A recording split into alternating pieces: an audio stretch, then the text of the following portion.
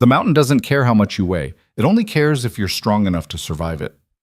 When Clara Whitmore was thrown from a wagon into a blizzard, pregnant, abandoned, left to freeze, the world had already decided she wasn't worth saving. Too big, too slow, too much of a burden. But the man who found her broken body in the snow didn't see a victim. He saw a fighter who didn't know it yet. This is the story of how a woman everyone dismissed became the one thing a powerful man feared most. Stay until the end, hit that like button, and drop a comment with your city so I can see how far this story travels. The cold came first. Not the kind that makes you shiver and pull your coat tighter. The kind that crawls inside your bones and whispers that you're already dead. You just haven't stopped moving yet. Clara Whitmore lay in the snow, her body twisted at an angle that would have made her scream if she'd had the breath for it. But she didn't. The air had been knocked out of her lungs when they'd shoved her off the wagon, and now every attempt to breathe felt like swallowing glass. Above her, the sky was the color of old bruises. The storm hadn't hit full force yet, but it was coming. She could feel it in the way the wind cut through her dress, in the way the trees bent and groaned like they were trying to get away from something. She tried to move, tried to push herself up. Her arms wouldn't cooperate. They just lay there in the snow, useless and numb. This is it, she thought. This is how it ends. It wasn't supposed to be like this. None of it was. 6 months ago, she'd been working in her father's general store in a town called Ridgemont, population 200 and declining. It wasn't much of a life, but it was hers. She'd wake up early, sweep the floors, stock the shelves, and pretend not to notice the way people looked at her. The way their eyes would flick down to her body and then away, like they'd seen something they weren't supposed to. She knew what they thought: fat, lazy, probably eats too much. No wonder no man wants her. She'd heard the whispers her whole life, had learned to make herself smaller in every way that didn't involve her actual size, kept her voice quiet, her opinions quieter, tried to take up as little space as possible, even though her body refused to cooperate. And then Victor Hale had walked into the store. He was handsome in the way that made women forget how to count change. Dark hair slicked back with pomade. A suit that probably cost more than her father made in a year. He'd smiled at her, actually smiled, and for the first time in her life, Clara felt like maybe she wasn't invisible. He came back the next day, and the next, always buying something small, a tin of tobacco, a box of matches. Things he didn't need, but he'd linger at the counter asking her questions. Where was she from? Did she like living in Ridgemont? Had she ever thought about leaving?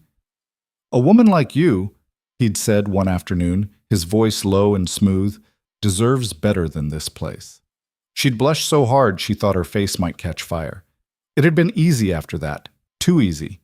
He'd courted her the way men did in the romance novels she'd read in secret. Flowers, compliments, promises of a future that looked nothing like the gray, suffocating present.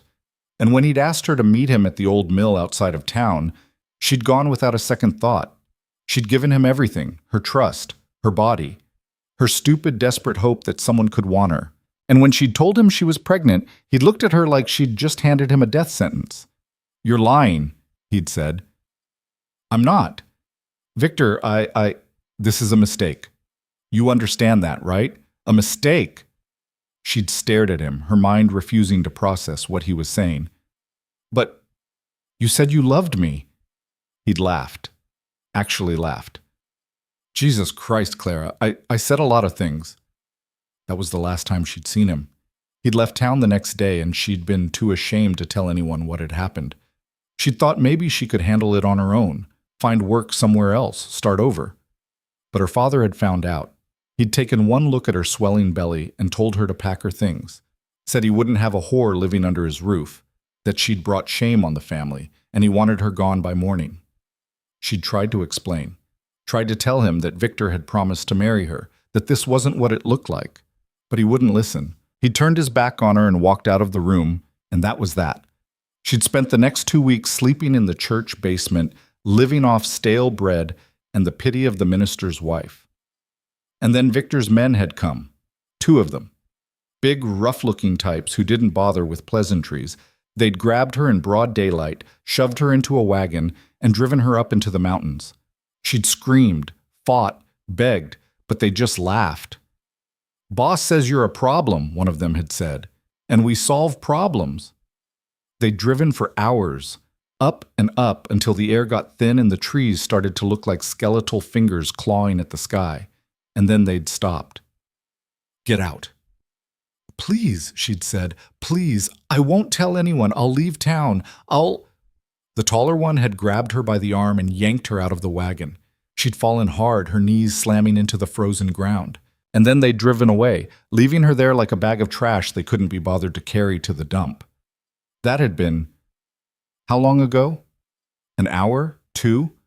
Time had stopped meaning anything. The snow was falling harder now, big wet flakes that stuck to her face and melted into her skin. She could feel the cold seeping into her, shutting her body down piece by piece. Her fingers had gone numb first, then her toes. Now she couldn't feel her legs at all. Good, she thought. Maybe it won't hurt as much this way.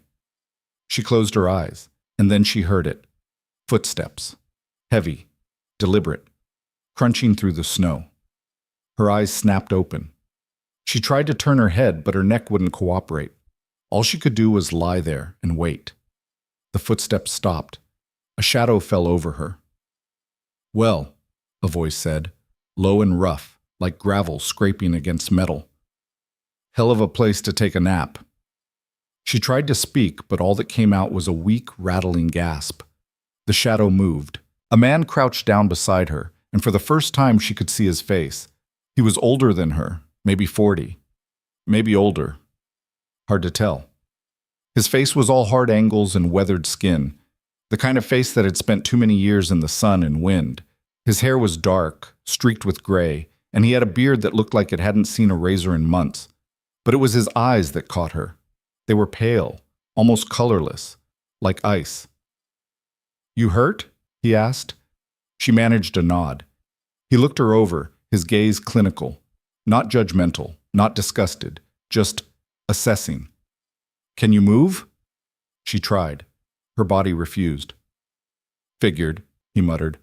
He stood up, and for a horrible moment, she thought he was going to leave. Just walk away and let her die. But instead, he shrugged off his coat, a thick fur-lined thing that looked like it had been patched a dozen times, and draped it over her. The warmth was immediate and shocking, like being pulled out of ice water. Stay put, he said. He thought, like she had a choice. He disappeared into the trees, and she was alone again. The panic started to creep back in. What if he didn't come back? What if he'd just given her his coat out of pity and decided she wasn't worth the trouble? But then she heard it. The sound of something heavy being dragged through the snow. He reappeared a few minutes later, pulling a makeshift sled behind him, just a few branches lashed together with rope. He crouched down beside her again, and this time he slid his arms under her body. This is going to hurt, he said. She barely had time to process the words before he lifted her. The pain was instant and blinding. A scream tore out of her throat, raw and animal. She felt something shift in her ribs, something that wasn't supposed to move, and her vision went white. I know, he said, his voice surprisingly gentle. I know, just hold on. He carried her to the sled and laid her down as carefully as he could. She was shaking now, her whole body convulsing with cold and shock. He pulled the coat tighter around her, then grabbed the rope and started pulling. The journey was a blur of pain and snow and the sound of her own ragged breathing. She tried to stay conscious, tried to focus on something, anything, but her mind kept slipping away. At some point, she realized they were moving downhill. The trees were thicker here, blocking some of the wind. And then, through the haze of pain, she saw it. A cabin. Small, rough. Smoke curling out of the chimney. He pulled the sled right up to the door, then disappeared inside. A moment later, he was back, and he was lifting her again. This time, she didn't scream. She didn't have the strength. The inside of the cabin was warm, blissfully, impossibly warm.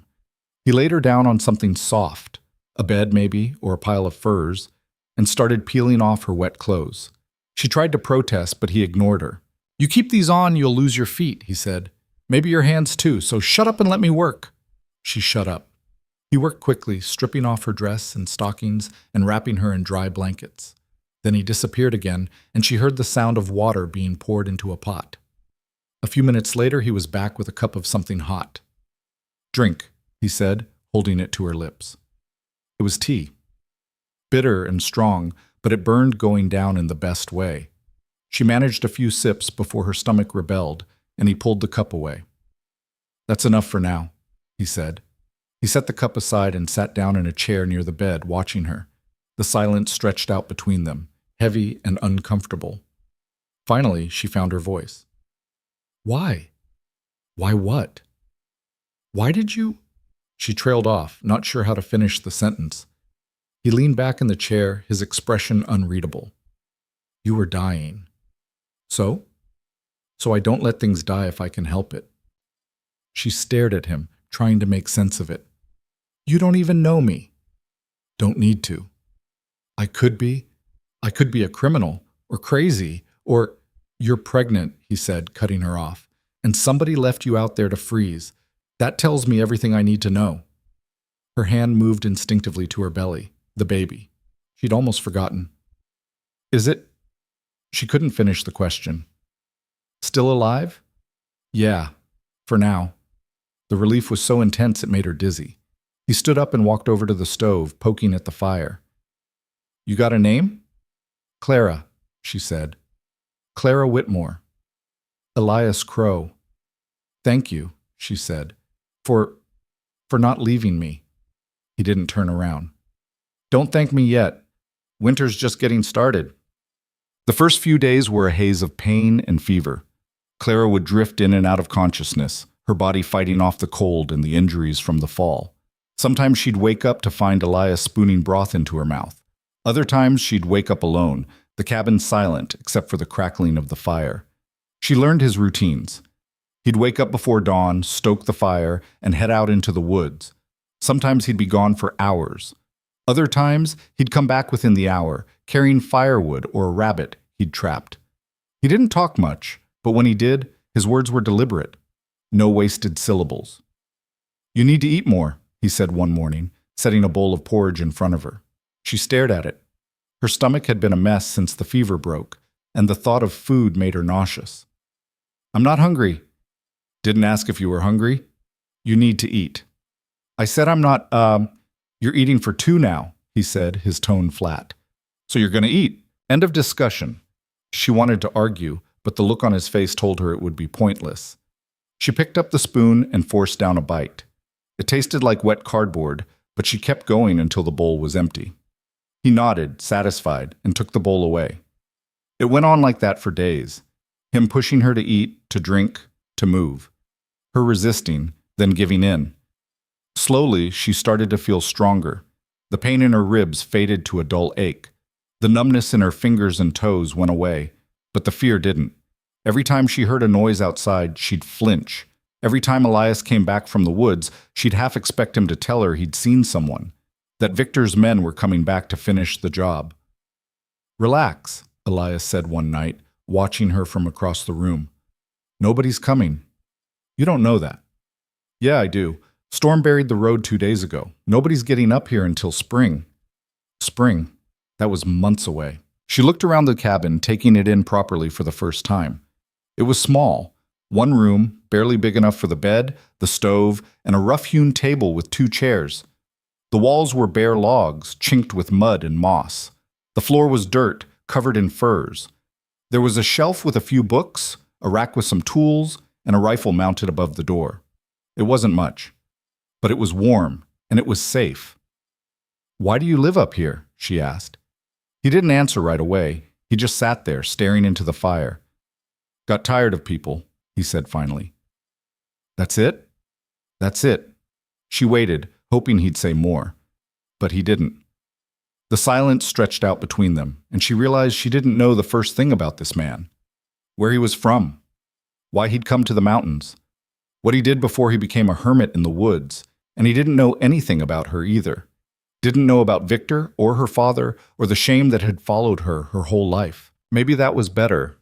Maybe it was easier to start over when nobody knew who you'd been before.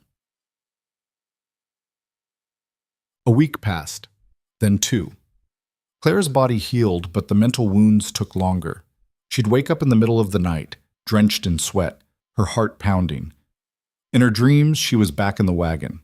Back in the snow, back in the moment when Victor had looked at her and laughed. Elias never asked her about the nightmares, but he started leaving a candle burning on the table at night, and somehow that helped. During the day, she tried to make herself useful. It was hard. Everything was hard. The cabin was freezing in the mornings, and just getting out of bed felt like climbing a mountain. Her body ached in places she didn't know could ache, and the simplest tasks, washing dishes, folding blankets, left her winded. She hated it.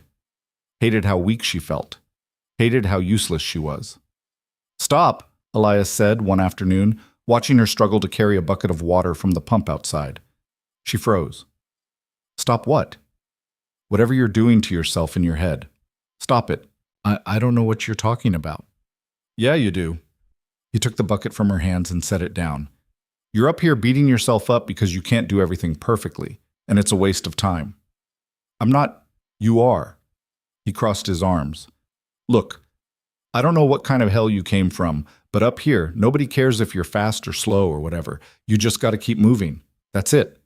She stared at him, something hot and angry rising in her chest. "You don't understand. Then explain it to me. People have been telling me my whole life that I'm not good enough, that I'm too much, that I take up too much space and eat too much food and just exist wrong. And now I'm stuck here, and I can't even carry a bucket of water without feeling like I'm going to collapse. And you're standing there telling me to stop beating myself up?" Her voice cracked on the last word, and she hated herself for it. Hated that she was crying in front of this stranger who'd saved her life and probably regretted it. But Elias didn't look uncomfortable. He just looked tired. "People say a lot of stupid things," he said quietly. "Doesn't mean you gotta believe them.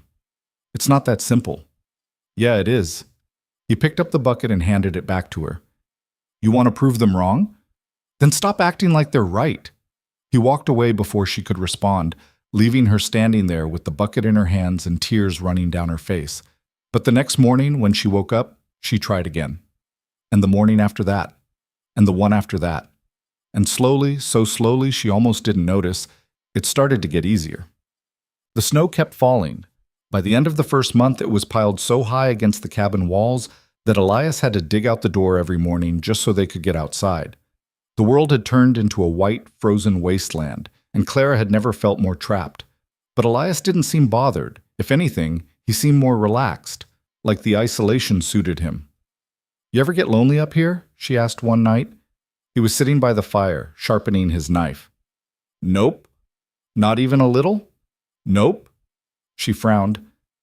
"That's not normal." "Says who?" "Says, everyone." He huffed out a laugh. "Everyone's an idiot." She couldn't argue with that. "What about you?" he asked, not looking up from the knife. "You miss it? The town?" She thought about it. Ridgemont, the store, her father, the whispers and the stares and the weight of everyone's judgment pressing down on her every single day. "No," she said, "I don't miss it at all." He nodded, like that made sense. They sat in silence for a while, the only sound the crackling of the fire and the wind howling outside. "You ever going to tell me what happened?" he asked. She tensed.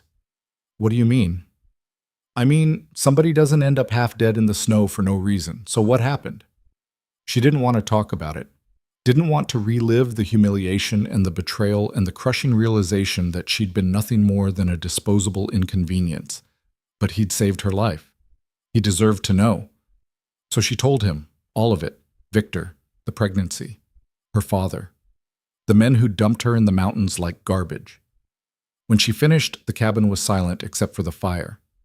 Elias set down the knife and looked at her. Really looked at her, like he was seeing her for the first time.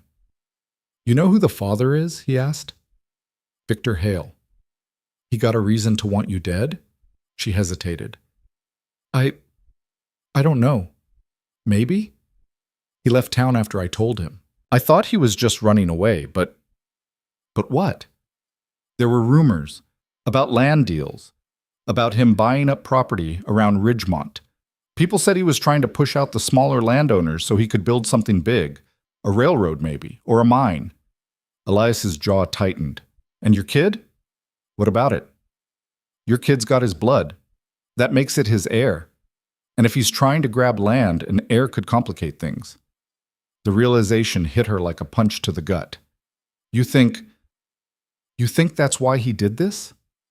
I think men like that don't leave loose ends. She felt sick. So what do I do? You survive, Elias said simply. And come spring, you make him pay. She wanted to believe him, wanted to believe that she could be the kind of person who fought back, who made powerful men regret underestimating her. But right now, she was just a pregnant woman hiding in a cabin in the middle of nowhere, and the idea of facing Victor again felt impossible. Still, she had months to figure it out, and maybe, just maybe, that was enough. Winter tightened its grip. The days blurred together. Wake up, eat, work, sleep, repeat. Clara's body adapted slowly, her muscles learning how to move in the cold, her lungs adjusting to the thin mountain air. Elias taught her things, small things at first, how to keep the fire going, how to melt snow for water, how to tell if meat had gone bad. You gotta be able to do this yourself, he said one morning, showing her how to set a snare. Case something happens to me. Nothing's going to happen to you. You don't know that. He was right, of course. Up here, anything could happen. A fall, an injury, a hungry animal. The mountain didn't care how tough you were. So she learned. And when she messed up, which was often, he didn't yell or mock her. He just showed her again. Patiently. Like he had all the time in the world. It was strange. She'd spent her whole life being told she was slow, clumsy, incapable. But Elias never said any of that. He just waited. And eventually, she got it right. One afternoon, she managed to set a snare on her own. A perfect loop, hidden in the underbrush where a rabbit might pass. When she turned around, Elias was watching. Not bad, he said. She grinned. Really? Really? It was the first time she'd felt proud of herself in years. But not everything was progress. There were bad days. Days when her body ached so badly she could barely move. Days when the baby kicked hard enough to steal her breath. Days when the walls of the cabin felt like they were closing in, and she wanted to scream. On those days, Elias gave her space. He'd disappear into the woods and leave her alone with her thoughts. And when he came back, he never asked if she was okay. He just went about his business, like nothing had happened. It should have annoyed her, but somehow it didn't. Because the truth was, she didn't want to talk about it. Didn't want to explain the fear that sat in her chest like a stone, heavy and cold. The fear that she was going to be a terrible mother, that she had no idea what she was doing, that this baby deserved better than her. But one night, the fear spilled over. She'd been lying in bed, staring at the ceiling, when the baby kicked. Hard. It wasn't the first time, but this time, it sent a jolt of panic through her. What if I can't do this? She said out loud. Elias looked up from the book he was reading. Can't do what? This. All of it. What if I'm a terrible mother? What if I don't know how to take care of it? What if... You'll figure it out, he said, cutting her off. You don't know that. Yeah, I do. How? He set the book down and looked at her. Because you're still here. You got thrown out in a storm, left to die, and you're still here.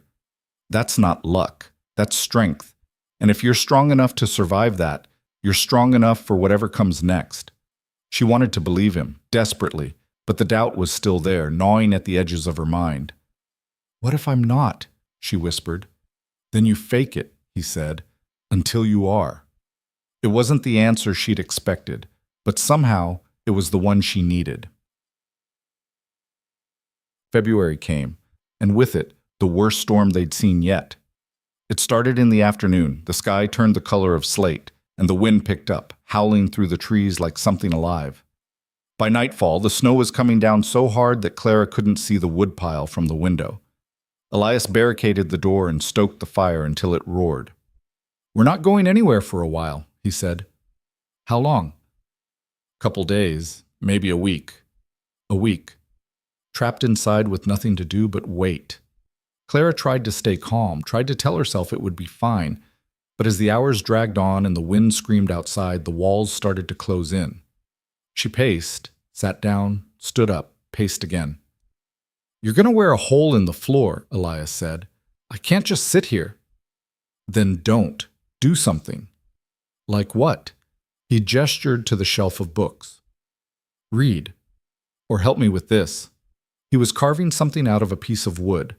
A small figure. She couldn't tell what it was yet. She sat down across from him, watching. What are you making? A toy, he said. For the kid. She blinked. You're making a toy? Yeah. Problem? No, I didn't expect that. He shrugged. Kid's gonna need something to play with. She watched him work, his rough hands surprisingly gentle as he shaped the wood. And for the first time in a long time, she felt something other than fear. She felt hope. The storm lasted 5 days.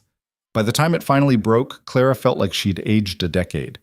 But when Elias opened the door and she saw the world outside, fresh and white and impossibly beautiful, she almost cried. Come on, Elias said, pulling on his coat. Let's get some air. They walked out into the snow, and Clara sucked in a deep breath. The air was so cold it hurt, but it was clean, pure, like the world had been scrubbed brand new.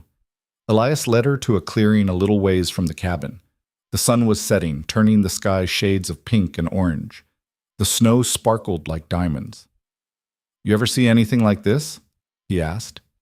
She shook her head. Never. They stood there in silence, watching the sun go down. And for the first time since she'd been thrown from that wagon, Clara felt like maybe, just maybe, she was going to be okay. March arrived with false promises. The sun stayed out longer, melting the top layer of snow into slush that refroze every night into treacherous ice. Clara slipped twice in 1 week, and the second time Elias caught her before she hit the ground. His hands on her arms were firm, steadying. You gotta watch your step, he said. I was watching. Not close enough. She pulled away, embarrassed. The baby had shifted her center of gravity, made her clumsy in ways she'd never been before. Every movement felt calculated now, deliberate. She hated it. But Elias didn't comment on her size, never had. He just adjusted his expectations, walked slower when they went to check the traps, gave her the lighter loads to carry, never made her feel like she was holding him back. It was strange, different. She kept waiting for the other shoe to drop, for him to lose patience with her, but he never did. One morning, she woke to find him gone and a note on the table. Back by nightfall. Don't burn the place down. She smiled despite herself. The cabin felt bigger without him in it, quieter. She went about her routine, stoking the fire, heating water, forcing down the porridge he'd left warming on the stove. The baby was active today, pressing against her ribs in ways that made it hard to breathe. She put a hand on her belly. You're running out of room in there, aren't you? The baby kicked in response, and she laughed. It still felt surreal sometimes, that there was a whole person growing inside her, a person who would have Victor's eyes, or his smile, or his... She stopped herself. She didn't want to think about Victor, didn't want to imagine this baby looking like him, sounding like him. But genetics didn't care what she wanted. She spent the afternoon cleaning, not because the cabin needed it, but because she needed something to do with her hands, something to keep her mind from wandering down roads that led nowhere good. When Elias came back, it was nearly dark. He had a deer slung over his shoulders, blood dripping from its neck onto the snow. Jesus, Clara said, stepping back. Told you I'd be back. He dropped the carcass outside and started working on it with his knife. We'll eat good for a while. She watched him dress the deer, his movements efficient and practiced. He'd been doing this a long time, living alone, surviving. How long have you been up here? She asked. 5 years, give or take. And before that? He paused, the knife hovering over the deer's ribs. Before that doesn't matter. It matters to me. He looked at her then, his pale eyes unreadable. Why? Because you saved my life, because I've been living in your house for months and I don't know the first thing about you. He went back to his work. Not much to know. I don't believe that. Believe what you want. He severed a joint, the sound wet and final. Doesn't change the facts. She wanted to push, wanted to demand answers, but something in his tone told her she wouldn't get them. Not today. So she let it go. For now. That night they ate venison stew, and Clara had to admit it was the best thing she'd tasted in months. Elias had seasoned it with wild herbs he'd gathered last fall, and the meat fell apart on her tongue. "This is amazing," she said. "It's food." "It's better than food." He huffed out something that might have been a laugh. They ate in comfortable silence, the fire crackling between them. Outside, the wind had picked up again, rattling the shutters. But inside, it was warm, safe. Clara set down her bowl and leaned back in her chair. "Can I ask you something? Can I stop you?" "Probably not." She hesitated. "Why are you doing this?" "Doing what?" "All of it. Taking care of me. Teaching me things. You could have left me in the snow. You could have brought me here and then kicked me out when I got better. But you didn't. Why?" He was quiet for a long time, long enough that she thought he wasn't going to answer. Then he said, "I had a daughter once." Clara froze. "What?" "Long time ago. She'd be about your age now, if she'd lived." The weight of those words settled over the cabin like fresh snow. "What happened?" Clara asked, her voice barely above a whisper. "Fever took her. She was 6. He stared into the fire, his face hard. "Her mother died a year later. After that, I didn't see much point in sticking around." "So you came up here?" "Yeah." Clara didn't know what to say. Sorry felt too small, too useless. "I didn't tell you to make you feel bad," Elias said. "I told you because you asked, and because you deserve to know that I'm not some saint. I'm just a man who's got nothing better to do than keep you alive." But Clara didn't believe that. Not for a second. Because saints didn't carve toys for babies that weren't theirs. Saints didn't sit up all night making sure a pregnant stranger didn't freeze to death. Saints didn't teach survival skills with the patience of someone who genuinely gave a damn. Elias Crow wasn't a saint, but he was good, and that was rarer. The weeks bled together after that. The snow started to melt in earnest, revealing patches of brown earth and the skeletal remains of last year's plants. The days grew longer, warmer. Claire's body changed too. Her belly swelled until she couldn't see her feet anymore. Her back ached constantly. She woke up 3 times a night to pee, stumbling through the dark cabin while Elias pretended to sleep. He'd started building a crib, rough and simple, but sturdy. He worked on it in the evenings, fitting the pieces together with a care that made Claire's chest tight. "You don't have to do that," she said one night. "Kid needs somewhere to sleep." "I know, but nothing." He tested a joint, making sure it was secure. "You're going to have your hands full. Least I can do is make sure the kid's got a bed." She watched him work, something warm and unfamiliar blooming in her chest. Gratitude, maybe, or something more complicated. "Thank you," she said. He didn't look up. "You already said that." "I'm saying it again." He grunted, but she could have sworn she saw the corner of his mouth twitch. April came, and with it, the first real signs of spring. The ice on the creek broke apart with a sound like thunder. Birds appeared, tentative at first, then in droves. The trees started budding, their branches dusted with green. Clara spent more time outside now. Her body craved the sun, the fresh air. She'd sit on the porch Elias had built years ago, letting the warmth soak into her skin while the baby did acrobatics in her belly. One afternoon she was sitting there when she heard voices. Her whole body went rigid. Elias was inside repairing a hole in one of his boots. She stood up slowly, her heart hammering, and moved to the door. "Elias?" she hissed. He was on his feet instantly, his hand already reaching for the rifle above the door. "How many?" "I don't know. I just heard—" The voices got louder, closer. Elias moved to the window, peering through a crack in the shutters. His jaw tightened. "2 men," he said quietly, "on horseback. Do you recognize them?" "No." Her blood turned to ice. "It's them. It has to be. Victor's men. You don't know that. Who else would be up here?" He didn't answer. Just grabbed the rifle and checked the chamber. "Stay inside," he said. "Elias, stay inside." He slipped out the door before she could argue, closing it behind him with a soft click. Clara pressed herself against the wall, her breath coming in short, panicked gasps. The baby kicked, hard, like it could sense her fear. Outside, she heard Elias's voice, calm, steady. "Help you gentlemen with something?" A pause. Then a different voice, younger, rougher. We're looking for someone. A woman, pregnant. You seen anyone like that? Just me up here? You sure about that? Pretty sure. Another pause, longer this time. Mind if we take a look around? Yeah, Elias said. I do mind. The tension in his voice was subtle, but it was there. Clara's hand started shaking. Look, friend, the younger voice said. We don't want any trouble. We're just trying to find this girl. Her family's real worried about her. That's so. Yeah, they hired us to bring her back safe. Clara felt sick. They were lying. Had to be. Her father didn't care if she was safe. And Victor... Well, Elias said. Like I said, just me up here. So unless you got other business, I'd appreciate it if you moved along. Silence. Then the sound of a horse shifting its weight. You hiding something, old man? I'm asking you to leave, politely. And if we don't feel like leaving? Clara heard the click of the rifle being cocked. Then I stop asking politely. The air went taut. Clara could practically feel the standoff through the cabin walls. Finally, one of the men laughed.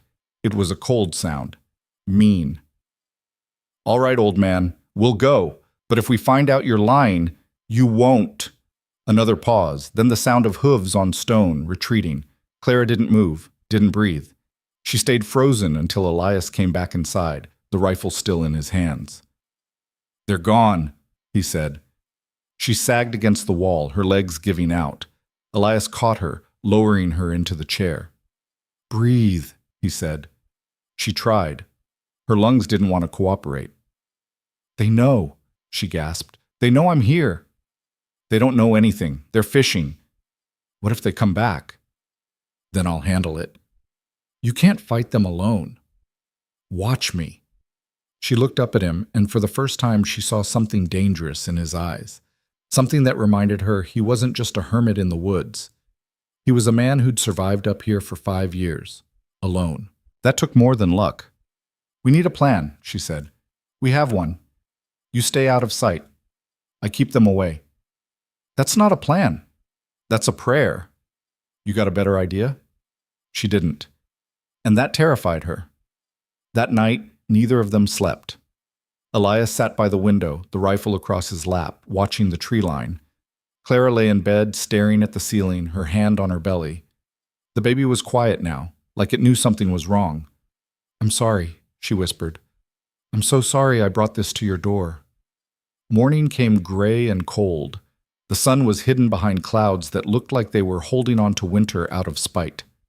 Elias made coffee, strong and bitter. Clara drank it without complaint. We need to talk, he said. I know. He sat down across from her. Those men are going to come back. Maybe not today, maybe not tomorrow, but they will. I know. So we got 2 choices. We wait for them, or we don't. Clara frowned. What do you mean? I mean we leave. Head down the mountain. Get you somewhere safe before they figure out you're here. Where? Victor has people everywhere, and I don't have any money, no family, nowhere to go. There's always somewhere. Not for me. Elias rubbed his face, frustrated. Then we make a stand. Against how many men? 2, 5, 10? You don't know what Victor's capable of. And you do? She thought about it. About the Victor she'd known. Charming, persuasive, always 3 steps ahead. And then about the Victor who'd sent men to leave her in the snow. He's ruthless, she said quietly. He doesn't lose, ever. And if he thinks this baby is a threat to him, then we make sure it isn't. How? Elias leaned forward. You said he's grabbing land, that he's building something. What if we expose him? What if we make it so public that he can't touch you without everyone knowing? Clara blinked.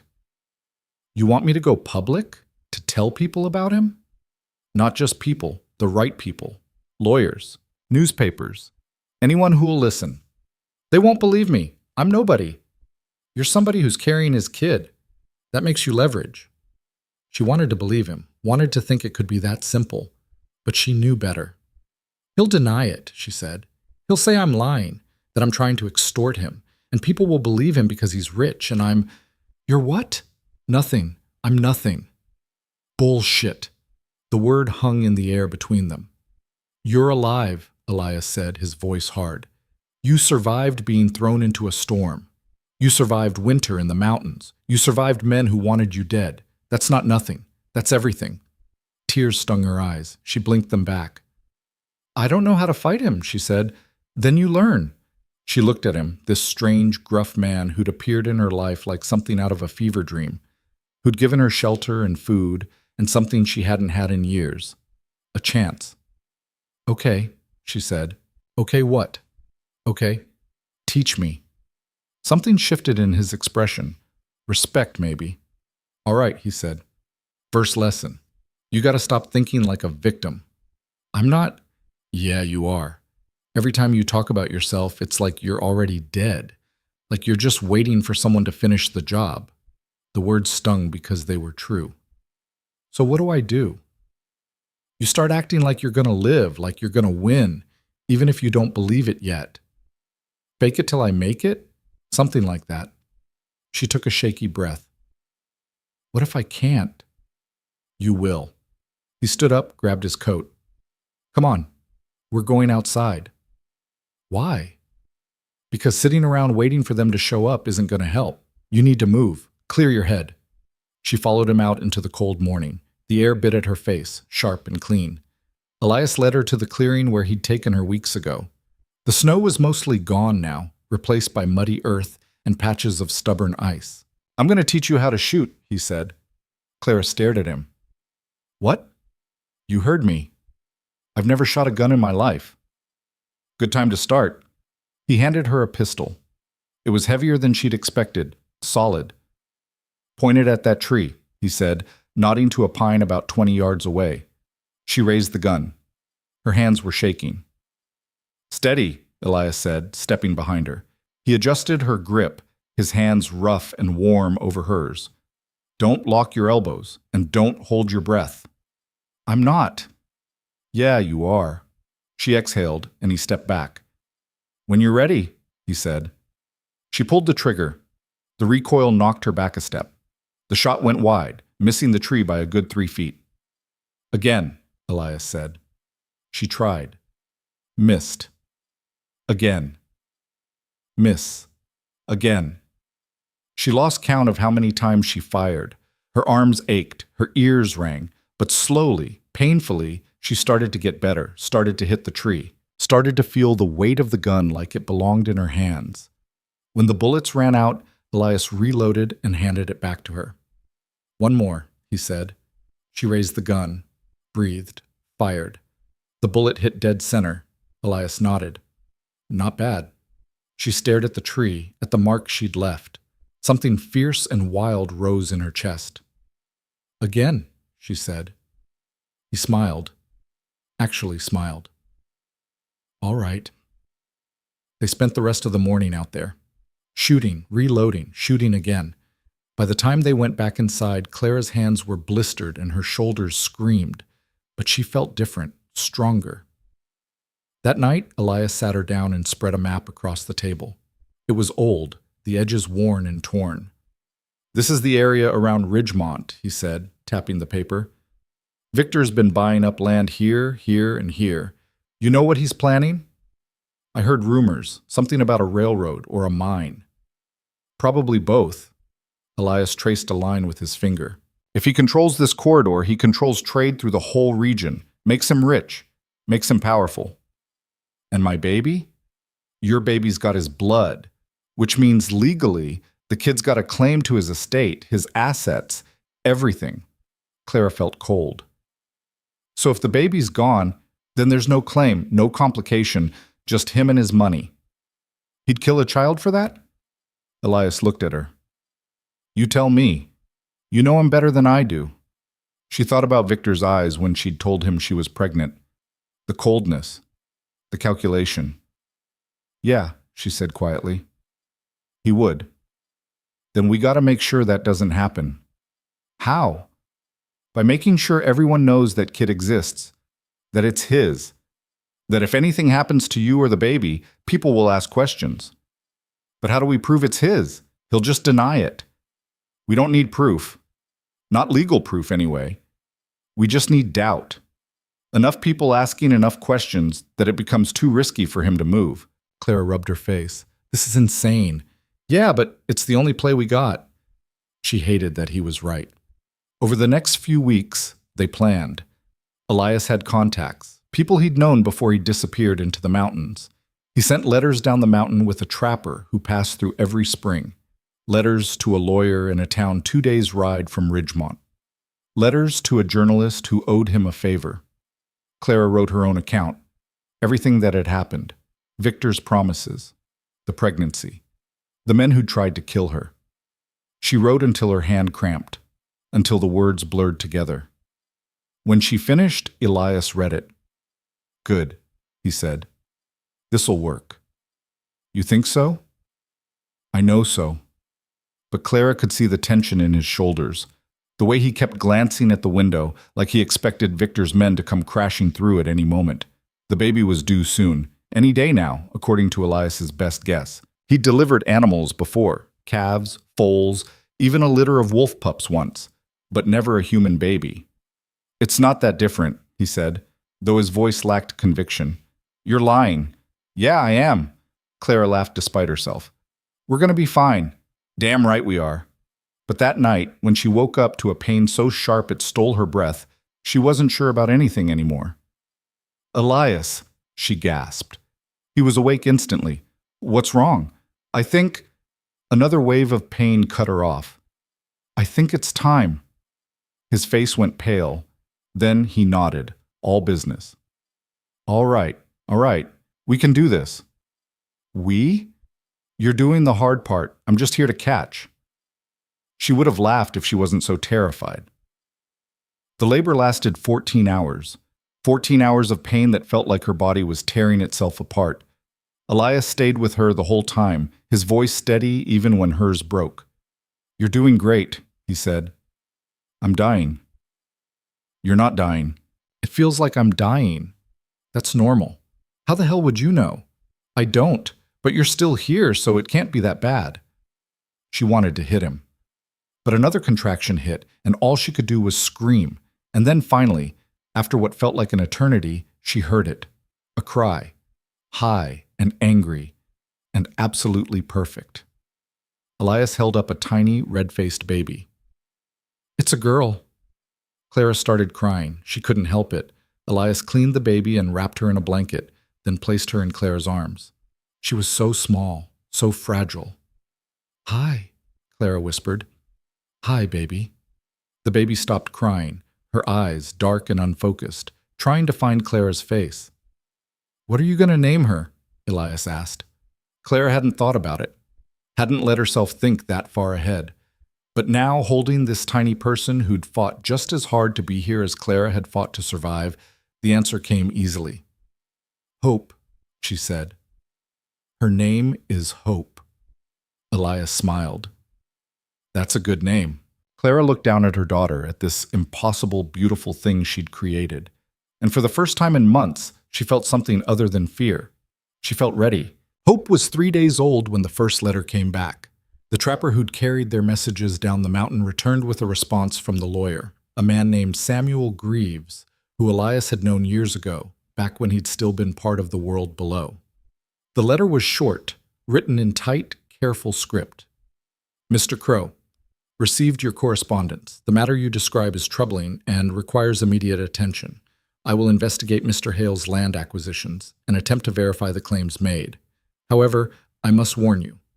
Victor Hale is a man of considerable influence. Proceeding against him will not be without risk. If the woman and child are indeed in danger, I suggest you bring them to town where they can be properly protected. Regards, S. Greaves. Elias read it twice, then handed it to Clara. She skimmed the words while Hope nursed, the baby's tiny fingers curled against her breast. He thinks we should come down. Yeah. Do you trust him? I did once. Long time ago. That's not an answer. Elias looked out the window. The snow was almost gone now, just patches of white clinging to the shadows. I trust him more than I trust Victor. That's a low bar. It's the only bar we got. Clara looked down at Hope. Her daughter's eyes closed in contented sleep. 3 days. That's all the time she'd had with her. 3 days of learning how to hold her without fear, how to feed her, how to interpret her cries. And now they were talking about leaving, about walking back into the world that had tried to kill them. "I'm not ready," Clara said. "I know. She's too small, too fragile. What if something happens on the way down? What if she gets sick? What if—" "Clara." Elias's voice was gentle but firm. "We can't stay up here forever. You know that." She did know. But knowing and accepting were two different things. That night she barely slept. Every time Hope made a sound, a tiny grunt, a soft sigh, Clara's eyes would snap open, her heart racing. The cabin felt different now. Less like a sanctuary and more like a trap. Morning came too fast. Elias was already up, packing supplies into saddlebags. He'd brought the horse in from the lean-to, a sturdy mare named Della, who'd been his only companion for years. "We leave today," he said. It wasn't a question. Clara nodded. She'd wrapped Hope in every blanket she could find, creating a cocoon of warmth.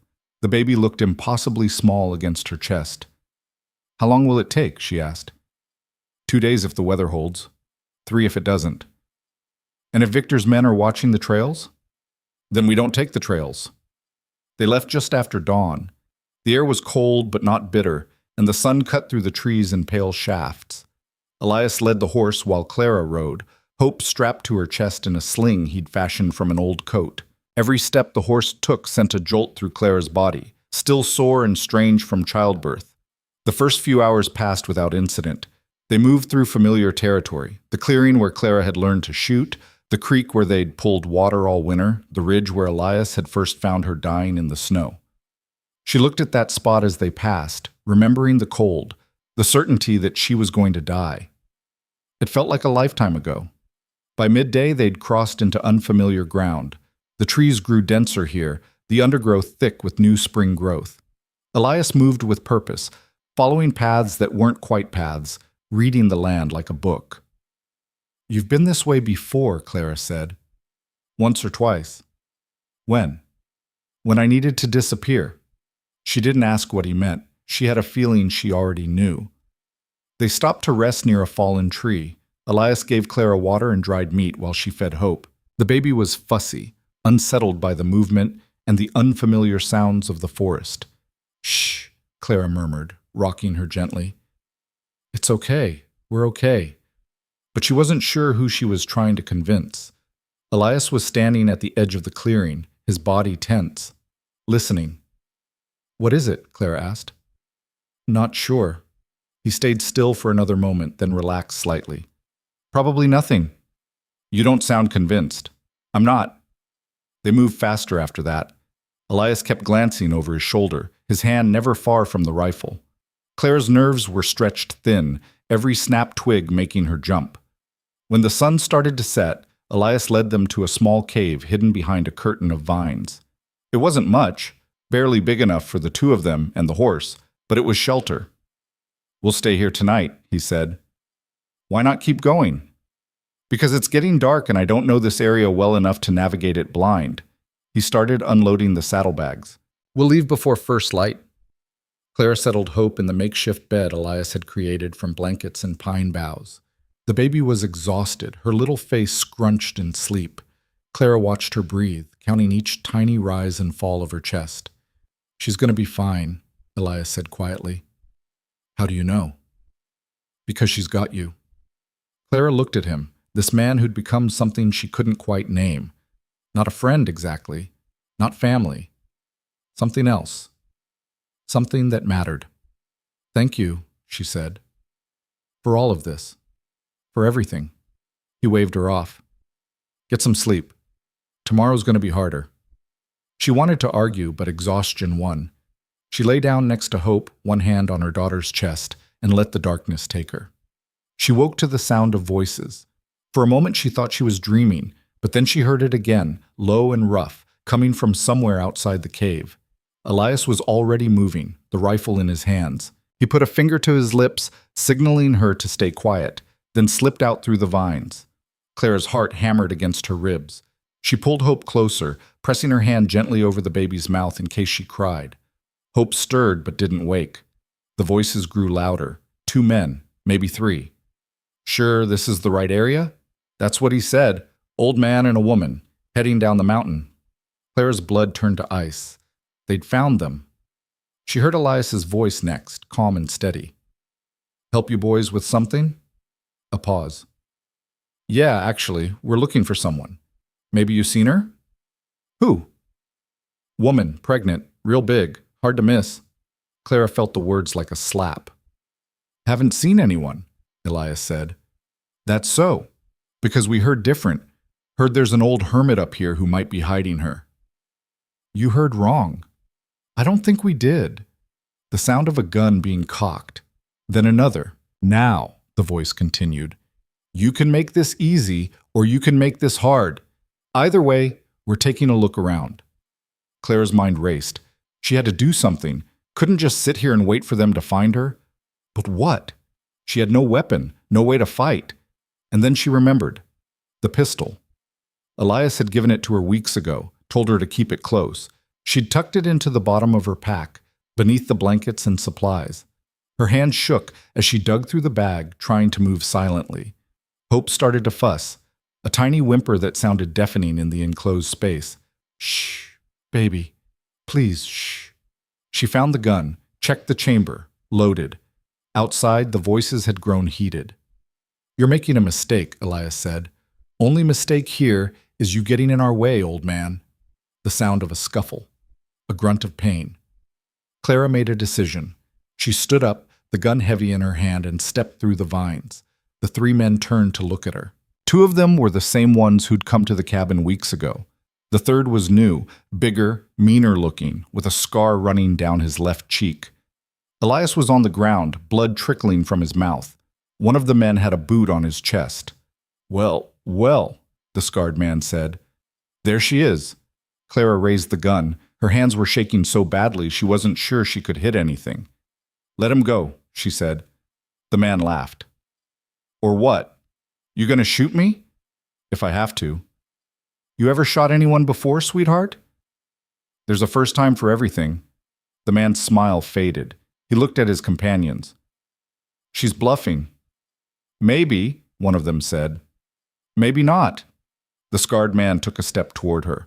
Why don't you put that down before you hurt yourself? Stay back. He took another step. Clara pulled the trigger. The shot was deafening. The bullet went wide, hitting a tree trunk 10 feet to the left. But the sound alone was enough to make everyone freeze. Next one won't miss, Clara said, though her voice shook. The scarred man's expression darkened. You just made a big mistake. He lunged. Clara fired again. This time the bullet found flesh. The man screamed, grabbing his shoulder, blood seeping between his fingers. The other 2 men went for their guns, but Elias was already moving. He swept the leg of the man standing over him, sending him crashing to the ground, then grabbed the rifle and fired. The shot took the man in the chest, dropping him instantly. The third man got his gun up, aimed at Clara. Time slowed. She saw the barrel, saw his finger on the trigger, saw Elias turning, too slow, too far away. And then the gun went off. But it wasn't the man who'd fired. It was Clara. The bullet hit him in the throat. He dropped like a puppet with cut strings, his gun falling from his hand. For a moment, everything was silent. Then Hope started crying, the sound shrill and panicked. Clara's legs gave out. She hit the ground hard, the gun falling from her numb fingers. She couldn't breathe, couldn't think. All she could see was the man lying in front of her, blood pooling beneath him. Elias was at her side instantly. Clara, look at me. She couldn't. Her eyes were locked on the body. Clara. He grabbed her face, forcing her to meet his eyes. You did what you had to do. You hear me? You saved our lives. I killed him. Yeah, you did. And if you hadn't, he would have killed you. She started shaking, full body tremors that she couldn't control. Elias pulled her against his chest, his arms tight around her. It's okay, he said. It's okay. You're okay. But she wasn't okay. Nothing about this was okay. Hope's cries grew louder, and Clara forced herself to move. She crawled over to where the baby lay in the cave, still wrapped in blankets, her face red from screaming. Clara picked her up, held her close. and for the first time since she'd pulled the trigger, she let herself cry. They couldn't stay there. Elias worked quickly, checking the bodies. The man Clara had shot was dead. So was the one Elias had taken down. But the scarred man was still breathing, his shoulder bleeding, but not fatal. Elias tied him up with rope from the saddlebags, then dragged him into the cave. "What are you doing?" Clara asked. "Making sure he can't follow us." Elias grabbed a canteen and poured water over the man's face. He sputtered awake, his eyes wild. "You're going to answer some questions," Elias said. "Go to hell." Elias pressed his boot into the man's wounded shoulder. The scream was inhuman. "How many more of you are there?" Elias asked. The man gasped for air. "Just us." "You're lying." "I'm not. I swear. Victor sent 3 of us. That's it." "Why?" "To bring her back.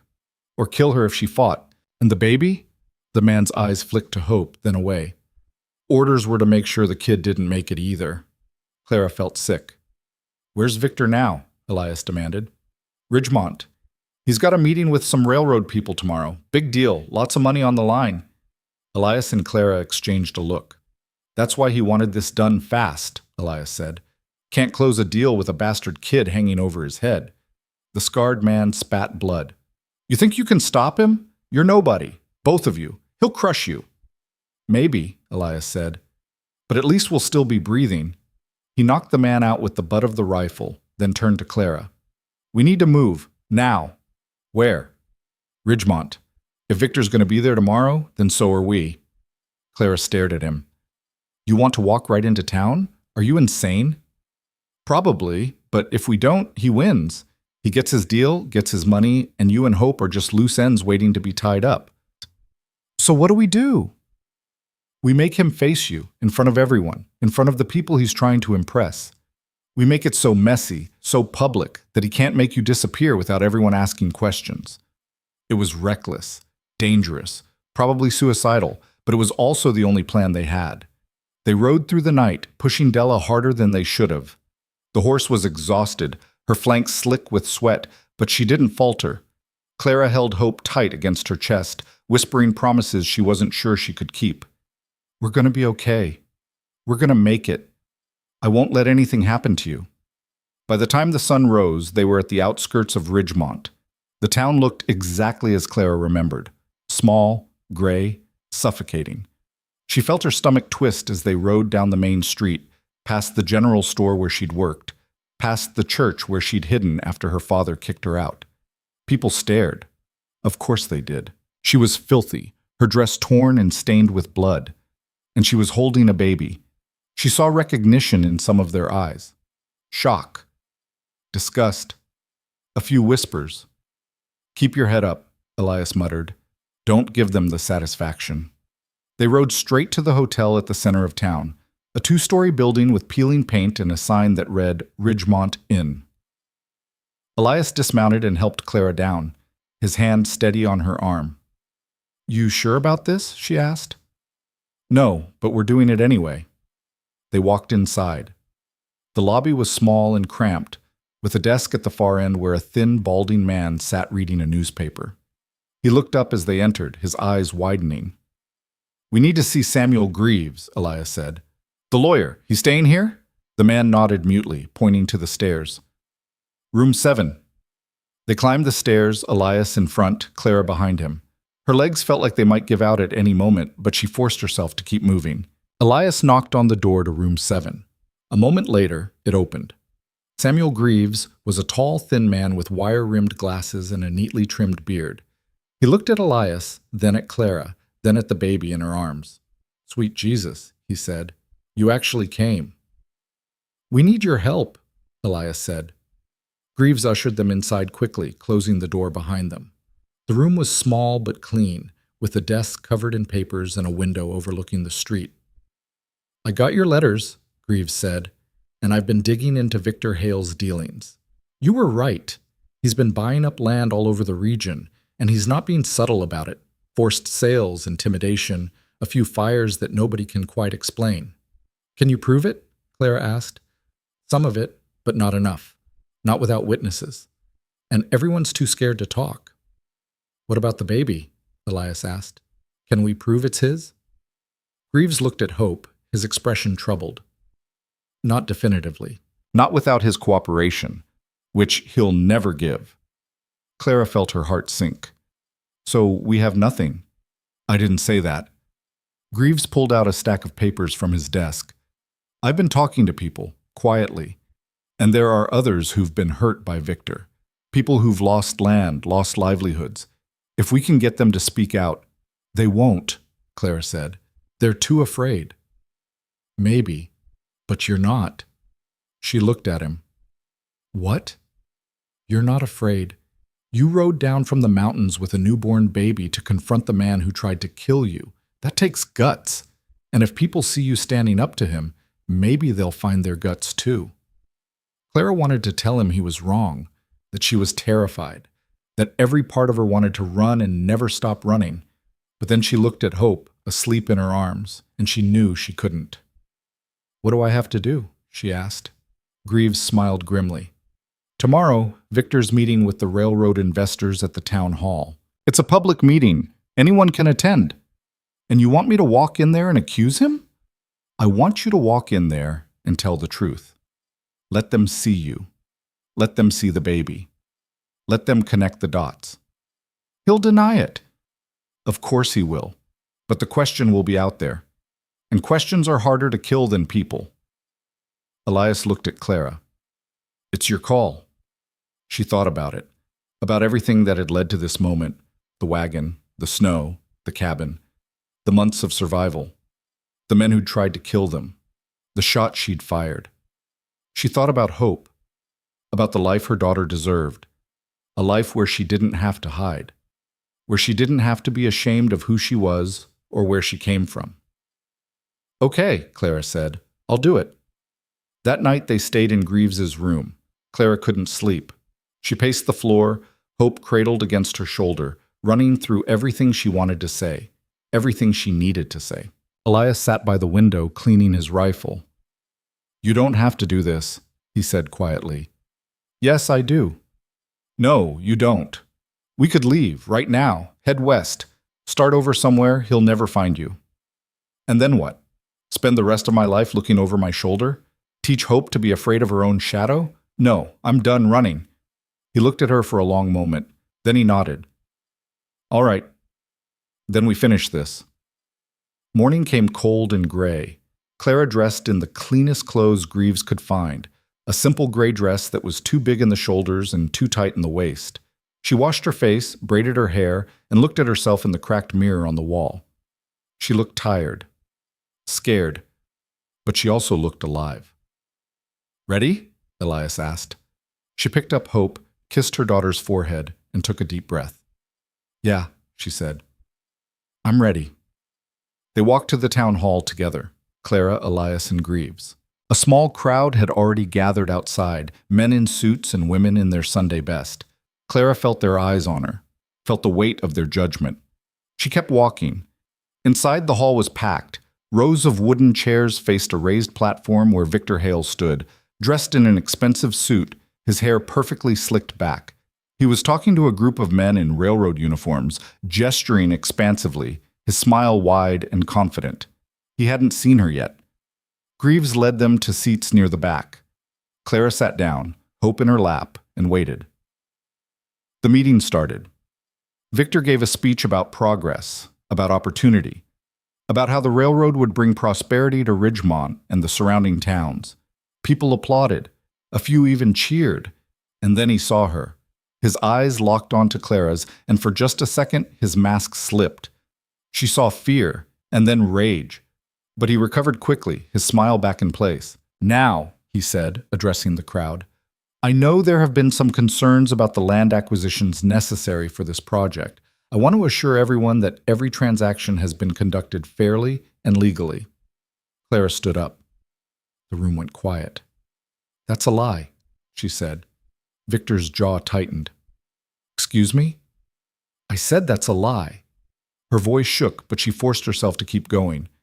You've been forcing people off their land, intimidating them, burning them out when they won't sell. Murmurs rippled through the crowd.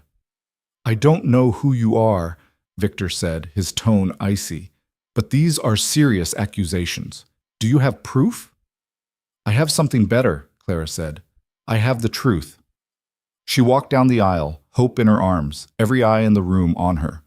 When she reached the platform, she looked up at Victor. "My name is Clara Whitmore," she said, "and this is your daughter." The room exploded. The silence that followed was thick enough to choke on. Victor's face went pale, then red, then pale again.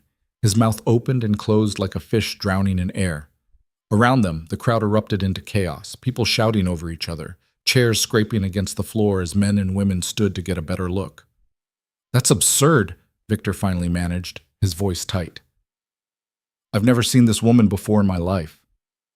Clara had expected that, expected the denial. But hearing it still felt like a punch to the gut. "You're lying," she said, loud enough for everyone to hear. "You came into my father's store last summer. You courted me for weeks, made promises. And when I told you I was pregnant, you left town." "This is slander," Victor said, turning to the railroad investors. "Gentlemen, I assure you this woman is—" "Tell them about the men you sent," Clara interrupted. Her voice was shaking now, but she couldn't stop, wouldn't stop. "The ones who threw me off a wagon in the middle of a blizzard. The ones who left me to die because I was carrying your child." The murmurs grew louder. People were turning to each other, whispering behind their hands. Some looked skeptical. Others looked disturbed. One of the railroad men, an older gentleman with silver hair and a thick mustache, stepped forward. "Mr. Hale, perhaps we should postpone this meeting until these allegations can be properly—" "There's nothing to postpone," Victor snapped. "This woman is clearly disturbed, probably hoping to extort money from me by making wild claims." "Then why does the baby have your eyes?" Clara said. That stopped him cold. She held Hope up slightly, turning so the crowd could see her daughter's face. The baby was awake now, blinking in the harsh light, and even at just a few days old, the resemblance was there. The shape of her face, the dark hair, the eyes that would probably turn the same shade of brown as Victor's given time. "I don't see any resemblance," Victor said, but his voice lacked conviction. Samuel Greaves stood up from his seat in the back. "Mr. Hale, I'm an attorney representing Miss Whitmore, and I have documentation here that shows you purchased property from her father, Thomas Whitmore, last August, immediately after Miss Whitmore left Ridgemont." Victor's jaw clenched. "So what? I've purchased property from dozens of people." "At significantly below market value," Greaves continued, walking down the aisle with papers in his hand, almost like you were doing him a favor or paying him to keep quiet about something. Clara felt her chest tighten. She hadn't known about that, hadn't known her father had sold to Victor. The betrayal cut deeper than she'd expected. "Thomas Whitmore was eager to sell," Victor said smoothly. "That's hardly evidence of wrongdoing." "No," Greaves agreed. "But combined with Miss Whitmore's testimony, with the timing, with the fact that 3 men were killed yesterday trying to prevent her from reaching this town, well, that starts to paint a picture." The crowd's reaction shifted. The whispers turned darker, angrier. One of the railroad investors cleared his throat. "Killed? What's this about men being killed?" Elias stood up. His presence commanded attention, tall, weathered, dangerous-looking even in his worn coat. 3 men attacked us on the mountain yesterday, said they were working for Victor Hale, said they had orders to make sure Miss Whitmore and her baby didn't make it to town." "That's a lie," Victor said, but there was sweat beading on his forehead now. "One of them survived," Elias said. "He's with the sheriff right now, talking." Clara saw the moment Victor realized he was cornered. His eyes darted toward the door, like he was calculating whether he could make a run for it. But there were too many people, too many witnesses. The silver-haired railroad man stepped back from Victor, his expression cold. "Mr. Hale, I think it's best if we suspend negotiations until this matter is resolved." "Wait," Victor said, desperation creeping into his voice. "You can't honestly believe—" "What I believe," the man said carefully, "is that my company cannot afford to be associated with this kind of scandal. Whether the allegations are true or not, the appearance alone is enough to sink us." The other investors were already moving toward the door, gathering their papers, their faces carefully neutral. They'd come here for a business deal, not a public spectacle. And now that the spectacle had their names attached to it, they wanted out. Victor watched them go, his hands balled into fists. Then he turned on Clara, and the mask finally came off completely. The charm, the sophistication, all of it stripped away to reveal the rage underneath. "You stupid bitch," he hissed. "Do you have any idea what you've just done?" "Yeah," Clara said, her voice steady. "I stopped you. You've ruined nothing. This is a minor setback. I'll find other investors, I'll rebuild, and when I do, I'll make sure you regret ever opening your mouth." "No, you won't," said a new voice from the back of the room. Everyone turned. A woman stood in the doorway. She was middle-aged, her hair graying at the temples, her dress plain but well-made. I didn't recognize her. "And who the hell are you?" Victor demanded. "Margaret Ashford," the woman said. "My husband sold you his land last fall. Or rather, you forced him to sell after your men burned down our barn." A man stood up from the middle of the crowd. "Daniel Reeves, you ran me off my property when I wouldn't sell. Claimed I was squatting on public land even though my family's been there for 20 years. Another voice. "Sarah Chen, you bought my father's store for half what it was worth. Told him if he didn't sell, you'd make sure nobody in town did business with him again." One by one, people stood up. A dozen of them. Then 24. All with stories, all with grievances, all too scared to speak up before. But not anymore. Victor's face went from red to white. "You're all lying, every single one of you." "Then I guess we're all liars," Margaret Ashford said. "But there's an awful lot of us, Mr. Hale. Makes you wonder, doesn't it, what the odds are that we're all making this up." The crowd was turning now. Clara could feel it. The shift from uncertainty to anger, from passive observation to active participation. Victor felt it too. He took a step back, his hand moving to his jacket. "Don't," Elias said. He'd moved closer without anyone noticing, and now he stood between Victor and Clara, his hand resting on the rifle slung across his back. Victor froze. "You wouldn't dare. Not in front of all these people. Try me." For a moment, Clara thought Victor might actually do it, might pull whatever weapon he had and damn the consequences. But then the door opened again and Sheriff Bill Tompkins walked in with 2 deputies flanking him. "Victor Hale," the sheriff said, his voice flat, "I need you to come with me." "On what grounds?" "Attempted murder, conspiracy. Take your pick." The sheriff nodded to the deputies. "Cuff him." Victor didn't resist. But as the deputies pulled his arms behind his back, he looked at Clara with pure venom. "This isn't over," he said. "Yeah," Clara said. "It is." They let him out. The crowd parted like water, everyone watching in stunned silence as Victor Hale, the man who'd controlled this town through fear and money, was marched out in handcuffs. When the door closed behind him, the room erupted. People swarmed Clara, some congratulating her, others demanding to know details. She felt overwhelmed, suffocated, her grip on Hope tightening protectively. Elias appeared at her side, his hand on her shoulder. "We need to go." She nodded gratefully. Greaves cleared a path for them, and they made it outside into the gray afternoon. Clara sucked in fresh air, her head spinning. "You did it," Greaves said, a rare smile on his face. "You actually did it." Clara looked down at Hope, who'd somehow slept through the entire ordeal. "Is it really over?" "Not quite," Greaves admitted. "There'll be a trial, probably a long one. Victor's got money, and money buys lawyers. But with all those witnesses willing to testify, he's going to have a hell of a time talking his way out of this." "What about the baby?" Clara asked. "Will he try to claim her?" "He might. But given the circumstances, the attempted murder, the abandonment, no judge in their right mind would grant him custody, especially not with you fighting for her." Clara felt something loosen in her chest, something that had been tight and knotted for months. "What now?" she asked. "Now?" Greaves looked at Elias, then back at Clara. "Now you figure out what kind of life you want to build, because for the first time in a long time, it's actually yours to build." They stayed in Ridgemont for 3 more days while Greaves prepared the legal paperwork. Clara gave her testimony to the sheriff, recounting everything in painful detail. The courtship, the pregnancy, the abandonment, the attack on the mountain, It was exhausting, humiliating, but necessary. The man Elias had left tied up on the mountain had indeed talked, corroborating everything Clara said. He'd named names, revealed payments, described orders. By the end of the second day, the sheriff had enough evidence to charge Victor with conspiracy to commit murder, fraud, intimidation, and half a dozen other crimes. The trial would take months, maybe longer, but Victor wasn't going anywhere. The judge had denied bail, citing flight risk and the severity of the charges.